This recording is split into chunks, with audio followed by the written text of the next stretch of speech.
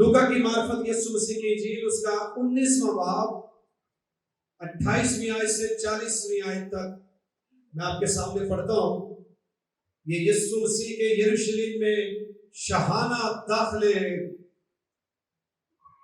का इजहार है, जो लूका की इंजील उसके 19वें बाब के 28वें आयत में इस तरह दर्ज है। ये बातें कहकर वो यरूशलेम की तरफ उनके आगे आगे चला।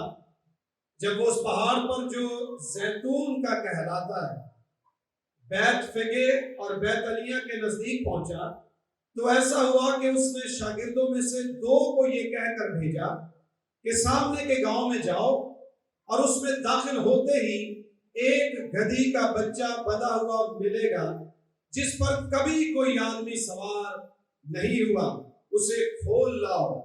और अगर कोई तुमसे पूछे कि क्यों खोलते हो, तो यूं कह देना कि खुदावन को इसकी जरूरत है। मेरे पीछे दोहराइएगा, खुदावन को इसकी जरूरत है। खुदावन को इसकी जरूरत है। अगली आयत में लिखा है, बस जो भेजे गए थे उन्होंने जाकर जैसा उसने उनसे कहा था वैसा ही पाया। जब गधी के बच्चे को खोल रहे थे तो उसके मालिकों ने उनसे कहा कि इस बच्चा को क्यों खोलते हो? उन्होंने कहा, खुदावन को इसकी जरूरत है। फिर कहिए, खुदावन को इसकी जरूरत है। अगली आयत में लिखा है, वो उसको यीशु के पास ले आए और अपने कपड़े उस बच्चा पर डालकर यीशु को सवार किया। जब जा रहा था तो वो अपने कपड़े राह में बिछाते जाते थे। क्या बिछाते जाते थे? कपड़े राह में बिछाते जाते थे। अक्सर लोग डालियों पे बड़ा वो करना शुरू कर देते हैं। डालियां बढ़िया जरूरी है, जुलूस बड़ा जरूरी है, लेकिन कपड़े कोई भी नहीं महंगे महंगे ले आके बिछाता। आप साल भर डालियां जो खरीदी मिल जाती है, उन्होंने थोड़ा लालू लोगों ने कम। लेकिन यहाँ पर जो बाइबल में लिखा है, वहां ये नहीं लिखा कि वो डालियां बिछा रहे थे। क्या बिछा रहे थे? कपड़े। किसी ने कभी आज तक बिछाए जुलूस की? तो कुछ चीजें जो होती हैं वो उनका मतलब होता है जो हमें अपनी जिंदगी में लेना जरूरी नहीं हम हर चीज वैसे ही पकड़ ले जैसा है। अलामती तौर पर डालियां यहाँ पर भी लगी हैं। जो लोग जुलूस निकाल रहे हैं वो कोई गलत अमल नहीं कर रहे हैं, वो भी ठीक अमल है। डालियां पकड़ना भी कोई गुनाह नहीं है। डालियां पकड़े, थोड़ी देर बाद आपको भी पकड़ाएंगे, आप भी पकड़े, आप यादगारी करें। लेकिन अगर हम उससे भी बेहतर अमल सीखना चाहते हैं तो लिखा, जब वो आ रहा था तो वो कपड़े राह में बिछाते जाते थे। कपड़ा जो है वो इज्जत की अलामत समझी जाती है, और मसीह के सामने उन्होंने कहा, तू इस कदर अजीम है कि हम तेरे हजूर खाक की मानिद हैं। ये लिबास, कपड़ा, वो कोई भी क्यों ना हो, किसी भी तरह का कपड़ा क्यों ना हो, वो घर की दरवाजे की चादर से लेकर हमारे सर की चादर तक सब इज्जत की और पर्दे की अलामत होती है। लेकिन उन्होंने मसीह के कदमों में रख दिया, यानी हमारी शान और शौकत तेरे कदमों की धूल के बराबर है। हमें असल पैगाम आजिज़ी का मिलता है, खाकसारी का मिलता है। सो लिखा है कि उन्होंने कपड़े राह में बिछाते जाते थे, और जब वो शहर के नजदीक जैतून के पहाड़ के उतार पर पहुंचा। जैतून के पहाड़ की बड़ी अहमियत। मसीह ने सलीबी सफर जैतून के पहाड़ से शुरू किया। मैं बताता हूँ, 1 मिनट ठहर के जरा ये हमारा पढ़ें। जैतून के पहाड़ के उतार पर पहुंचा तो शागिर्दों की सारी जमात उन सब मौजज़ों के सबब से जो उन्होंने देखे थे। अब ये जैतून का पहाड़ और मौजज़े अब याद आए और नारे क्यों मारे हैं? बाइबल पढ़ते हैं तो हम बड़ा ध्यान से पढ़ें। यहाँ रास्ते में तो मौजज़े हो नहीं रहे। जो मौजज़े उसने किए थे उनकी तारीफ आज याद आई, और वजह क्या है? सस्पेंस कायम रहना चाहिए ताकि थोड़ी देर आपको अच्छा लगे। वो ड्रामे देखते ना आप, जब वक्फा होता है ना तो उसके बाद फिर इंतजार में रहते। तो आज खजूरों के द्वार पे क्यों इन्होंने वो मौजज़े देखे। लिखा है कि शागिर्दों की सारी जमात उन सब मौजज़ों के सबब से जो उन्होंने देखे थे, हो नहीं रहे थे, पहले जो उसने किए थे, देखे थे, खुश होकर बुलंद आवाज से खुदा की हम्द करने लगे कि मुबारक है वो बादशाह जो खुदावन के नाम से आता है। आसमान पर सुलह और आलमे बाला पर जलाल। भीड़ में से बाज फरीसियों ने उससे कहा, ऐ उस्ताद अपने शागिर्दों को डांट दे। उसने जवाब में कहा, मैं तुमसे कहता हूं कि अगर ये चुप रहे तो पत्थर चिल्ला उठे। हालेलुया, हालेलुया, सबके हालेलुया। अगर आपने ना कहा तो कुर्सियां कहेंगे। हालेलुया, सबके हालेलुया, हालेलुया। आइए यीशु के जलाल के लिए जोरदार तालियां बजा के कहिए हालेलुया।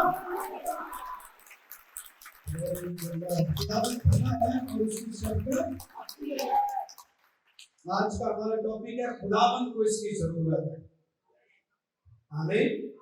खुदावन को इसकी जरूरत है।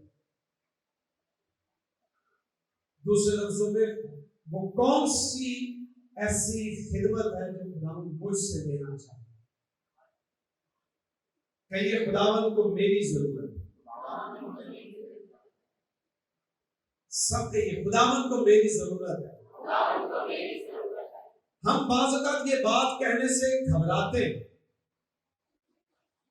वजह क्या है? हम समझते हैं कि हम इतने काबिल नहीं हैं, हम इतने अक्लमंद नहीं हैं, हम इतने पढ़े लिखे नहीं हैं, हम इतने टैलेंटेड नहीं हैं।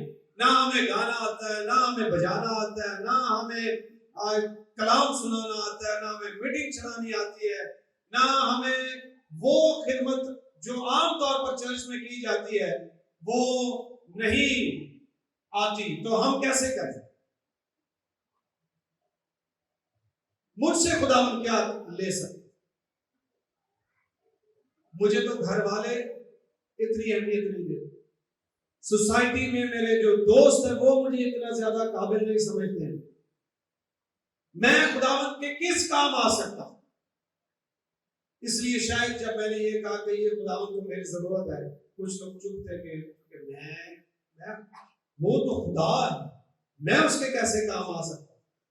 जब ये जुमला कहा गया खुदावन को इसकी जरूरत है, the Lord needs it, इससे मुराद वो जरूरत नहीं है कि उसके पास कमी है।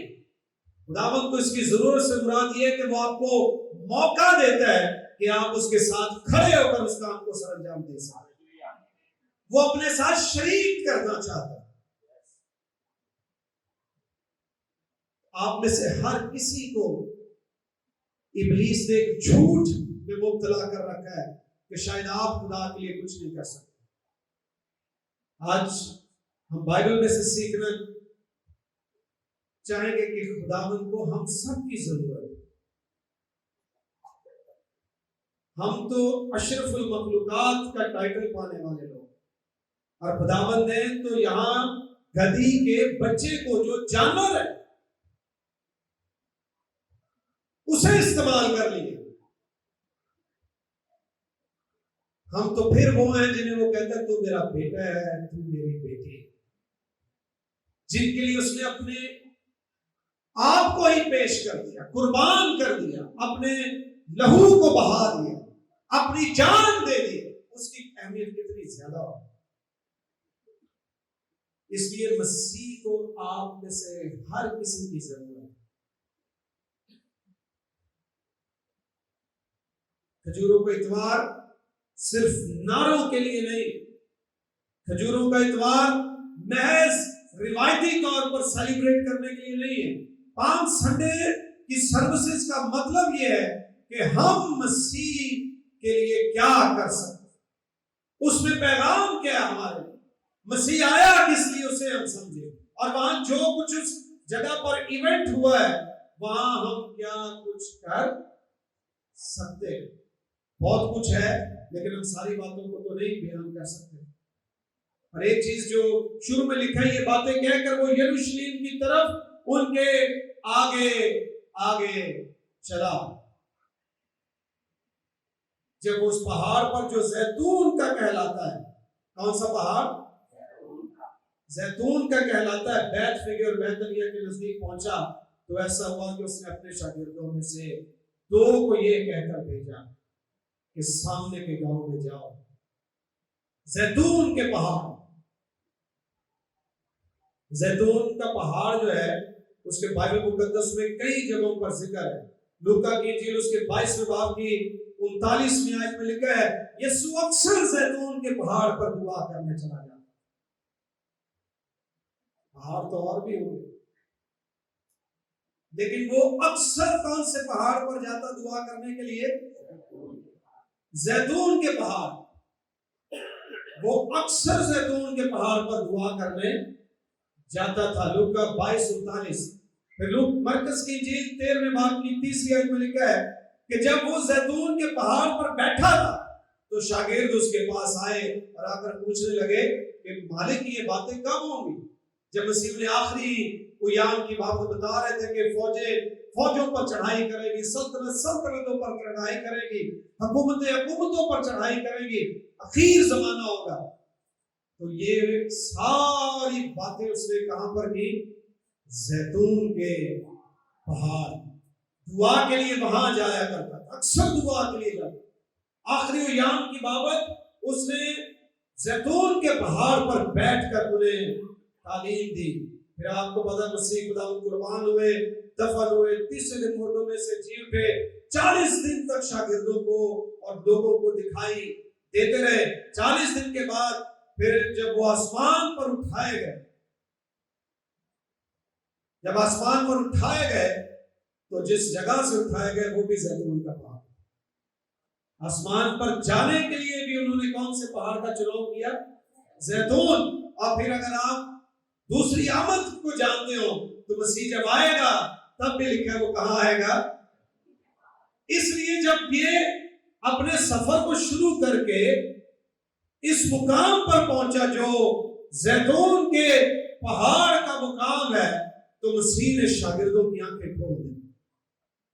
इससे पहले खुदावंद यीशु मसीह ने कभी अपने आप को कहीं पर भी वाशगाफ हरूफ में या बबांगे दहल खुले अंदाज में अपने आप को बतौर मसीहा पेश नहीं किया। बड़े मौजज़े किए, बड़ी अजीबो गरीब मुश्किलात का सामना किया। अंधों को आंखें दी, लंगड़ों को चलाया, मुर्दों को जिंदा किया।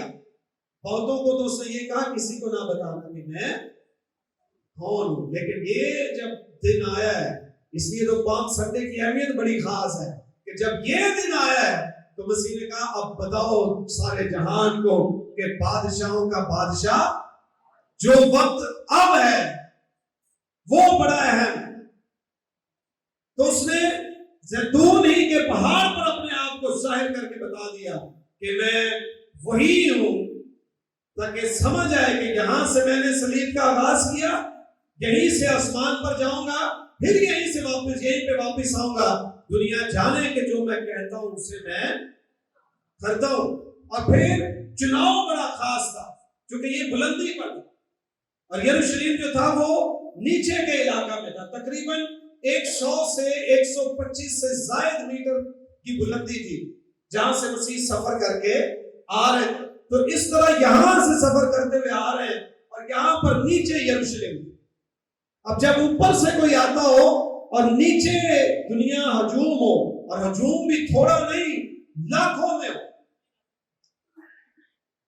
क्योंकि फसा के लिए हर जगह से यहूदी जो थे वो यरूशलेम में जमा हो जाते थे। जुम्मे को उन्होंने फसा मना ली थी, तो मुख्तलिफ शहरों से, इलाकों से, जगहों से सफर करके यहूदी एक बड़ी तादाद में वहां जमा हो चुके थे। उलमा कराम इस बात पर इत्तेफाक करते हैं कि लाखों की तादाद में लोग यरूशलेम के उस छोटे से शहर में, जहां उनका मुकाम कयाम भी बड़ा मुश्किल था, गलियां भरी हुई थी, बाजार भरे हुए थे, हर जगह लोग ही लोग थे। और मसीह ने चुनाव किया कि मैं दोनों मंजर पेश करूं, एक ये कि ये जो बुलंदी से आ रहा है ये आसमानों से आया और दुनिया उसे देखे। जब वो ऊपर से नीचे आ रहा था और उसके साथ हजूम आ रहा था और वो जोर से नारे लगाते थे, और जब बुलंदी से नीचे वादी की तरफ नारे लगाए जाते थे तो वो आवाज बहुत कसरत से गूंजती और दुनिया कहना शुरू हो गई कि होशाना, मुबारक है वो जो खुदावन के नाम से आता है। और वजह क्या थी? बहुत से लोग मुख्तलिफ सोच से नारे लगा रहे। कोई इसलिए नारे लगा रहा था क्योंकि ये जो जगह थी ये इस वक्त रोमी हुकूमत के कब्जा में थी और यहूदियों पर और दूसरों पर बड़ा जुल्म होता था। वो एक मसीहा की उम्मीद पर थे जो आए और उन्हें रोमी हुकूमत से छुड़ाए और निजाम को बेहतर करे।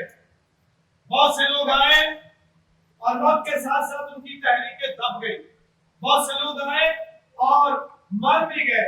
लेकिन आज खुदावंद यीशु मसीह आया तो इन्हें जो हजूम था, शागिर्दों को तो इल्म था, वो मौजूदों के सबब से नारे मार रहे, लेकिन जो हजूम था उसने सुन के ही नारे मारना शुरू कर दिए। और उसका सबूत ये है कि एक हफ्ते बाद बाइबल में लिखा है वही हजूम जो है वो खुदावंद यीशु मसीह की बाबत कहना शुरू हो गया, इसे मसलूब कर दो, इसे मसलूब कर दो।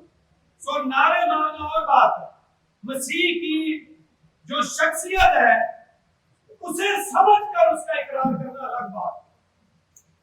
तो शागिर्द मौजूदों के सबब से मसीह के नारे मारना शुरू हुए, वजह क्योंकि उन्हें इल्म था कि ये वो बादशाह नहीं है जो दूसरे समझ रहे हैं, बल्कि ये वो है जो बादशाहों का भी बादशाह है, जो खुदाबंदों का भी खुदाबंद है, जिसकी बाबत ये भी है कि वो कुदरत के साथ जब वापस आएगा तो अपने लोगों को अपने साथ आसमान पर हालेलुया हालेलुया।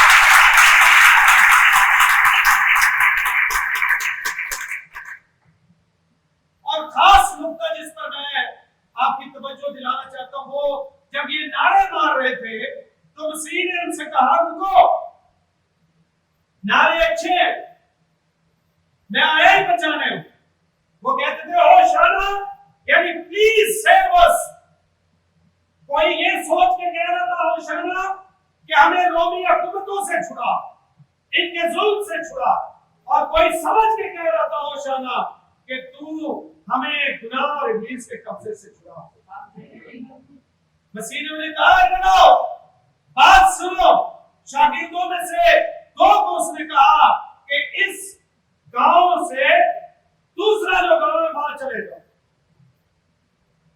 उस गांव में जाकर तुम्हें क्या मिलेगा? एक गधी का बच्चा पला हुआ मिलेगा। मैं आपको बताऊं, मसीह ने अगर आपको इस्तेमाल करना है, आप जहां भी हो वो आपको बुला लेगा।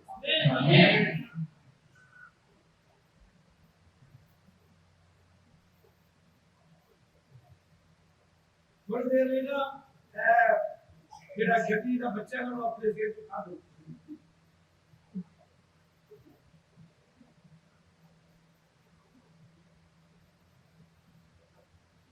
उसे सिर्फ एक मिसाल की सूरत में,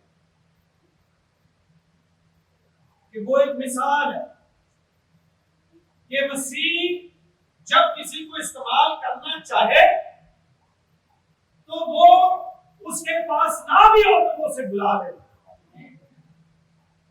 उसे इल्म था कि वो बच्चा जिसे मैंने इस्तेमाल करना है कहां पर। आप दुनिया के किसी भी मुकाम पर खो जाए, मसीह को पता है आप कहां। हालेलुया। और ना सिर्फ उसे ये पता कि आप कहां पर हैं, उसे ये भी पता कि आप किस हालत में। हालेलुया। उसने कहा वहां एक गधी का बच्चा बंधा हुआ पाओ, यानी ना सिर्फ वो आपसे वाकिफ है, ना सिर्फ वो उस जगह से वाकिफ है जहां आप हैं, बल्कि वो आपकी हालतों से भी वाकिफ है। और बाज़ औक़ात तो हम यही समझते हैं कि ऐसी गुनहगार ही बने, असी ते बुरे ही बहुत, वो भी बंधा हुआ। हम भी पता नहीं कौन कौन सी बुरी आदतों, इल्लतों, चीजों में बंधे हुए। इब्लीस ने हमें बांधा होता है, लेकिन मसीह को पता है कि जिसे मैंने इस्तेमाल करना है वो बंधा हुआ भी हो, मैं उसे खो भी सकता हूँ इस्तेमाल। हालेलुया।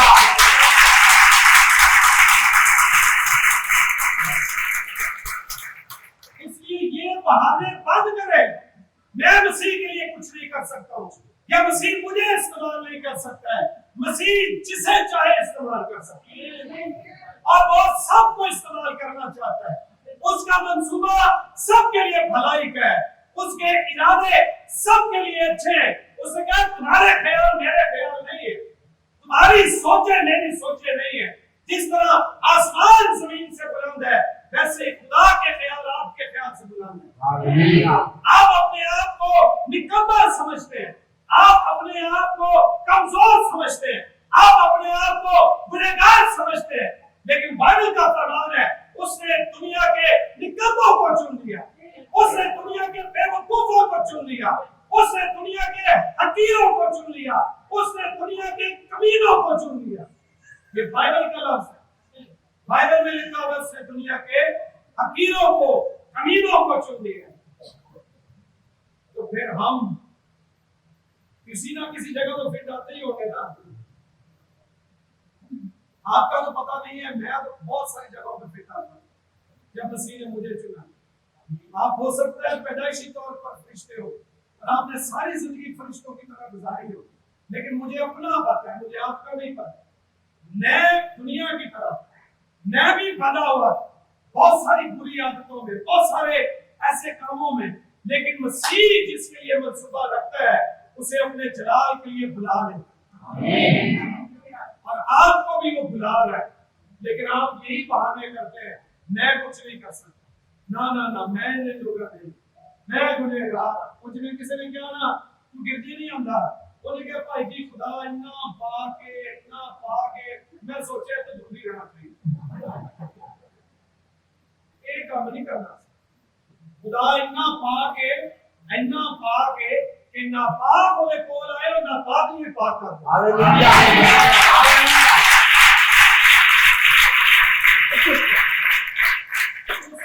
जाओ, मुझे उसकी क्या है जरूरत है। एक खूबसूरत बात यहाँ और भी है कि ना उस जानवर के मालिक का नाम बताया गया है, ना गांव का नाम बताया। मतलब क्या है, बाइबल में जब भी इस तरह बात की जाए जिसमें नाम और पहचान वाज़ेह ना हो, तो उसका कॉन्टेक्स्ट होता है जनरल, सबके लिए। इब्ने आदम खोए हुओं को ढूंढने वाला निजात देने आया है। तो उससे एक और बात भी निकलती, एक तो ये सबके लिए हो गई, दूसरा उस मालिक ने भी ये देखा कि चलो ठीक है, पहले मेरा नाम हो, इस जानवर ने कुत्ते ही मेरा पोस्टर बुला के ला दिया। असली जो पेश करना है ना अपना या अपने टैलेंट्स को, उसने जो उसका है वो पेश किया। हमारे पास जो होगा वो ही पेश करेंगे, हमारी खूबियां, हमारे टैलेंट्स, हमारी नेमतें, हमारी बरकतें, जो जिन आपके पास है वही आप पेश करें। उसने वो पेश किया, लेकिन वो नाल भी पूरे नहीं आए। देखा मालिक ने इसको बुलाया, बस इसको कहते हैं ताबेदारी। शागिर्द बहुत सारे थे, उसने दो को कहा जाओ तुम जाकर उसे खोल के लेकर आओ, बाकी बिगड़ दी गए, सामने नहीं गया।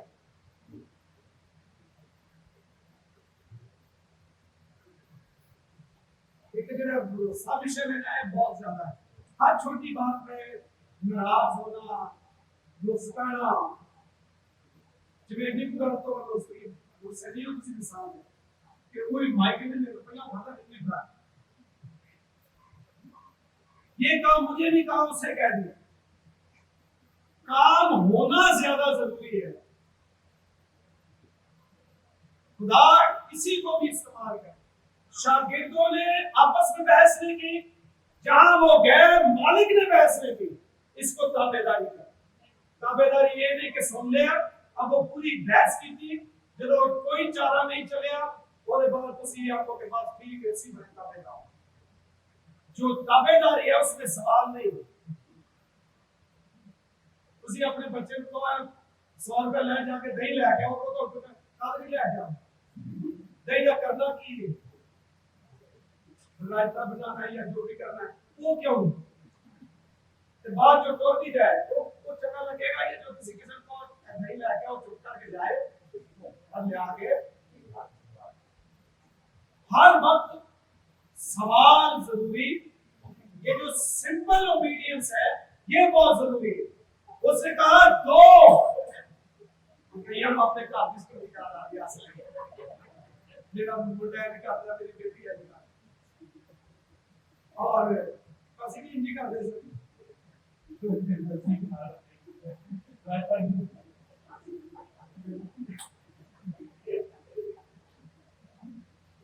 ताबेदारी बड़ी जरूरी। उसे जिनको कहा वो चले गए उन्होंने क्या मारे पीछे जेडे तेरे नाल आई होंगे ना कि पिकनिक ते ना ले जाए ये खाना ना खवा दे सानू पैदल ही दूसरे गांव छोड़ देता है। हाले इतना लंबा सफर करके आए कितने किलोमीटर का सफर करके नीचे जाना वो देना ना जाओ जलाल पूरी टीम ना होता है सानू दोनों बकरे ही तोड़ देता इधर तुसी को औखा काम मुश्किल काम सानू तो बेदर तो आप ही इतना सारे में सीट पा के चचनी जिम्मेदारी मेनू तो पे जिम्मेदारी नहीं पूछा खामोशी से चले गए। उन्हें भी नहीं पूछा मालिक को करना की मालिक को अपना है या किसे का मालिक अगर उसने चाहिए ਉਹਦਾ ਬੰਦੇ ਦਾ ਨਾਂ ਕੀ ਹੈ ਕੋਈ ਗੱਲ ਉਸ ਨੂੰ ਸ਼ਾਇਦ ਕੀ ਦੱਸਣਾ ਉਹਨੇ कहा ਜਦੋਂ ਤੁਹਾਨੂੰ पूछे ना क्या हमारा खुदावन को इसकी जरूरत है। अब मुझे ये पता नहीं है आइडिया लगा सकते हैं बाइबल में इतने लिखा है हो सकता है ये जिस शख्स का जानवर था वो शख्स मसीह का पोशीदा शागिर्द हो ये हो सकता है। आपका जो बात मानने को दिल चाहे वो मान लीजिए हो सकता है वो मसीह का क्या था शागिर्द था जिससे मसीह पहले से मुलाकात कर चुके थे और मसीह उसे बता चुके थे कि एक दिन ये जानवर मैंने इस्तेमाल करना है और उसको एक सीक्रेट कोड दिया। अगर कोई आके ये कहे ना खुदावंद को इसकी जरूरत है तो उस दिन समझ जाना कि मैंने उसे भेजा। ये एक आइडिया पेश कर रहा हूं ऐसा लिखा नहीं है लेकिन चीजों को समझने के लिए इंसान की कोशिश करता हो सकता है कि ऐसा कुछ भी ना हुआ और मसीह जो गैर का इल्म रखते हैं जिन्हें एक जगह बैठे ये पता नतनिएल और दरख्त के नीचे बैठा है उसे ये भी पता हो सकता है कि उस गांव में वहां एक गधी का बच्चा बंधा हुआ और खूबसूरत बात क्या है कहा उसकी हिस्ट्री भी बता दी। हिस्ट्री क्या कि उस पर कभी कोई सवार नहीं हुआ। He knows everything. हम समझते हैं उसे कुछ पता नहीं ताकि ये सारी अजेंडे गलाना बोले सामने खुली किताब। मसीह ने क्या कहा वो वहां पर है बंधा हुआ है और कभी कोई उस पर सवार नहीं। History he knows your history. उसे पता है कि आपकी तारीख क्या है आपकी हालत क्या है। आपका मेरी हिस्ट्री से भी वाकिफ उसकी हिस्ट्री से भी वाकिफ लेकिन उसे क्या सिग्नल दिया ये कहना खुदावंद को इसकी हो सकता है कि मौजूदा हुआ जब ये वहां गए इन्होंने खोलना शुरू किया मूसा तो बिगड़ के बाद और भाई क्यों बोल रहे ये मेरी आमदन का जरिया है ये मेरे कारोबार का जरिया है। मसीह ने उसके सहन को मुआजिज़ाना तौर पर तब्दील कर जिन्हीं गल अगर बीमार को पहुंच सकती है नौकर को शिफा कैसे मिली जा तेरा नौकर जीता है उसने जाके पूछा तो कैसे कब शिफा होने लगी उसने कहा फला फला घड़ी उसने कहा ये वही घड़ी है जब मसीह ने अपने मुंह से लफ्ज तो मेरा ख्याल है ये भी हो सकता है कि मसीह ने जब ये कहा होगा कि ये कहना खुदा को इसकी जरूरत है उसी घड़ी उसका ज़हन तब्दील हो गया होगा कि ये दे दो खुदावंद को इसकी कुछ भी आपका मानने को दिल चाहे मान लो लेकिन एक लफ्ज बड़ा खास मसीह ने बताया है खुदावंद को इसकी जरूरत।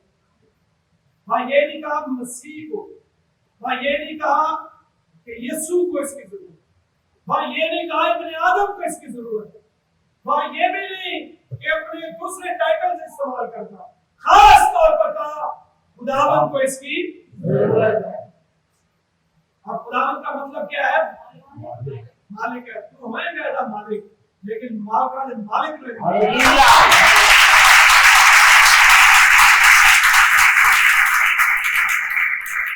मेरा मालिक है, जेड़ा तेरा मालिक है, मेरा ओदा नहीं मालिक। जब तुम पूछे किने बनाया, तुमको मालिक ने बनाया। और यही मुश्किल काम है।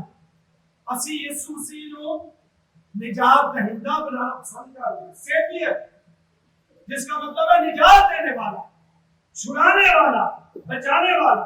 क्योंकि निजात दहिंदा का उसी मनिए सा कुछ लाभ है, मुफ्त निजात, मुफ्त बरकत। लेकिन जब उसी खुदावंद बनाते हैं तो लाभदा नहीं है, ये सारा कुछ उन्होंने देना पड़ता। इसलिए सिर्फ वो निजात दहिंदा नहीं बनना, उसे खुदावंद भी माने। और यही वो कह रहे थे, खुदावंद को इसकी अगर तुम्हारे को आदम सी करे कि खुदावंद को तुम्हारी मोटरसाइकिल की जरूरत है। ओए होए गलती कास्ते गिरजे खाली बना रहे सिर्फ मारना काम संडे थे। एक बड़ा आसान काम है, बहुत आसान काम है। लेकिन अगर मसीह किसी को आगे कह दे मेरे को कार की जरूरत है, मेरे को साइकिल मोटरसाइकिल की जरूरत है, या 50,000 का 80,000 का फोन ले आए, या किसी को 2-2.5 लाख का दिया है, ऐसी मेरे लोड़ है, दे दे मेरे काम में। असि फॉरन को की कहते हैं पादरी लालची हो गया।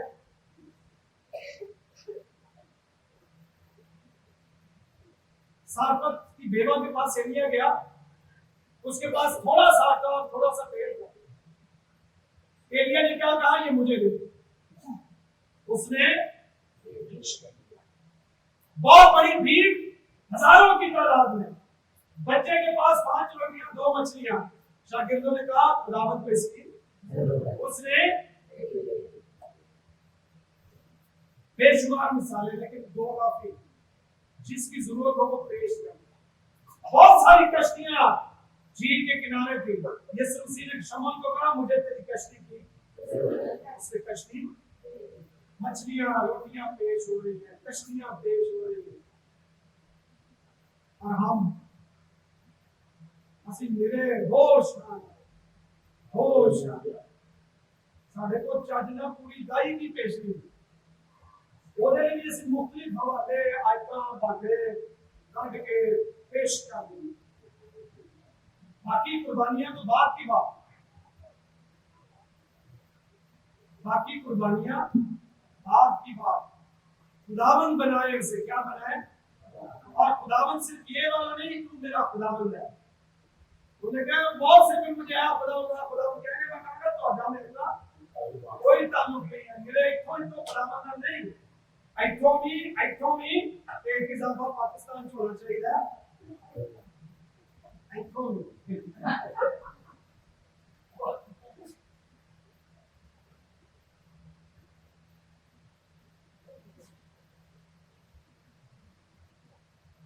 जो खुदावंद उसे उस वक्त हर हालत में जान के इस्तेमाल कर सकता है, वो आपको मुझे भी कर सकता है। कोई रुकावट नहीं है। और सारी रुकावटों का हल पता क्या है? मसीह का नाम।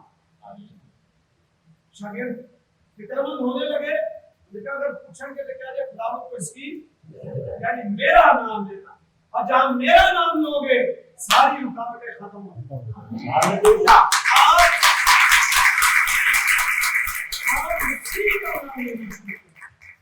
वो आपको इस्तेमाल करना चाहिए और आप अपनी मर्जी से इस्तेमाल करना चाहिए। और फिर देखें जब आप अपना आप पेश कर देते हैं और वो आपको इस्तेमाल करना शुरू कर देता है, फिर ना सिर्फ वो बल्कि सारी दुनिया आपकी इज्जत करना चाहिए। मसीह तो उस जानवर पर सवार था जो कपड़े बिछाए जा रहे थे, उसके कदम तो जानवर के ही आ, मसीह तो उनपे पाँव रख के चल नहीं रहा। जिनमें मसीह नजर आता है लोग उनकी इज्जत करते हैं। लोग उनको अच्छा समझते, लोग उनकी ताबेदारी भी करते, लोग उनकी इज्जत अफजाई में ना जाने क्या कुछ करते थे। और ये बड़े जानवर हो गए, लेकिन ये जो था चूंकि मसीह इस पर सवार था इसलिए इसकी शान बढ़ गई। आप और मैं अगर अपनी शान बढ़ाना चाहते हैं अपनी जिंदगियों में मसीह को, अगर हमारी जिंदगियों से मसीह नजर आएगा तो फिर देखें कैसे ना सिर्फ खुदा के हुजूर से हमें बरकत मिलेगी बल्कि दुनिया भी हमारी तारीफ, दुनिया भी हमारे लिए कहेगी मुबारक है वो जो खुदावंद के नाम से आता है। कई आदत कराते जाते हैं ना लोग, क्यों नहीं बोलते हैं भैया,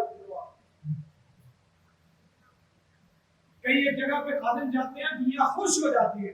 खुदावंद का शुक्र है कि खादिम हमारे, जिस खादिम के साथ मसीह जाता है वहां लोग शुक्रगुजारी करते हैं। और जरा कल्लई होना करता है वो कोई इज्जत वक्ती तौर पे शायद आपको नजर आ जाए, लेकिन मुस्तकिल कायम रहने वाली इज्जत और शान आपको दिखाई नहीं देती। सो मसीह को आपकी सबसे पहले जरूरत है, उसके बाद चाहे कैसे भी वो आपको इस्तेमाल। आमीन। बात ये कहा जाता है मसीह को आपके वक्त की जरूरत है या आपके पैसे की जरूरत है, मसीह को आपके सब कुछ की जरूरत है। आपसे जुड़ा आपका वक्त, आपका रुपया पैसा, आपकी खूबियां, आपके टैलेंट्स, सबकी मसीह को जरूरत है। क्योंकि फसल तो बहुत है लेकिन मजदूर, और हम सब ने मिलकर मसीह के घर में काम करना। आमीन। आइए सब को झुका जाते हैं।